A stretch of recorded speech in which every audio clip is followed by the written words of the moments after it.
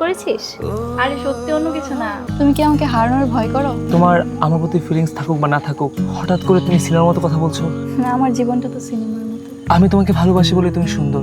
তোমার মিষ্টি কণ্ঠ, তোমার হাসি, তোমার কাজল রাঙানো চোখ, তোমার এলোমেলো চুল, তোমার সবকিছু আমার ভালো লাগে লিন্তা। আমাকে হয়তো জেনে ধরেছে। তুমি কি আমার সাথে ফাইজলামি করো? আমার পাশে বসে যখন মা আমার মাথায় হাত রাখতো, আমি তখন জেগে উঠতাম, কারণ কেউ আমাকে একটু ভালোবাসলে সেটা আমি টের পাই। আমাদের আর দেখা করা উচিত না।